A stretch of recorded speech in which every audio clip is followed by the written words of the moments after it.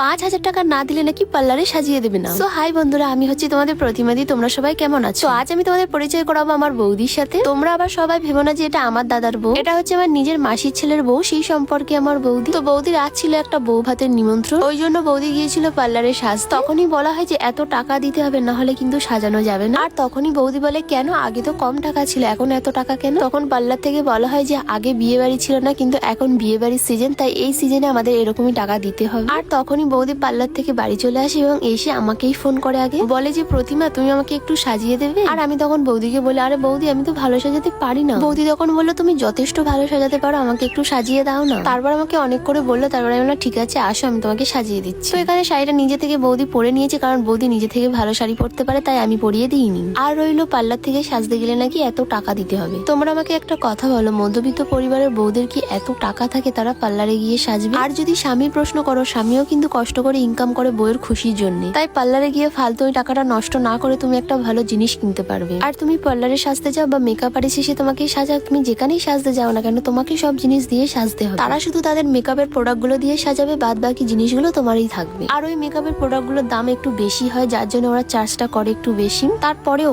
এত টাকা চাওয়া কিন্তু উচিত ছিল না, কারণ মধ্যবিত্ত পরিবারের বউরা সবাই পারে না এত টাকা দিয়ে সাজতে। আর আমি এখানে একটা কথা একটু পরিষ্কার করে বলে দিই, আমি কিন্তু কোনো মেকআপ আর্টিস্ট না। আমি ছোটবেলায় ইউটিউব দেখে দেখে সাজতাম, এখনো আমি ইউটিউব দেখে দেখেই সাজি। আর আমার কাছে কিন্তু ওই জিনিসটা নেই যে আমি পারবো না বলে কোনো জিনিস নেই, শেখার ইচ্ছাটা থাকলে তুমি সব পারবে। তো যাই হোক, আমি একটু জ্ঞান দিয়ে দিলাম, তোমরা আমাকে একটু ক্ষমা করো। তো এখানে বৌদির মেকআপ কমপ্লিট, আর এটা হচ্ছে বৌদির ফাইনাল লুক। এবার তোমরা সবাই কমেন্টে বলো আমি কেমন সাজিয়েছি বৌদিকে। কার কেমন লেগেছে আমি জানি না, কিন্তু আমার মনে হয় আমি খুব একটা খারাপ সাজাই। তাই তোমরা সবাই কমেন্টে বলবে যে বৌদির সাজটা কেমন লেগেছে। তো আজকের মতন তোমাদের সবাইকে জানাই টাটা।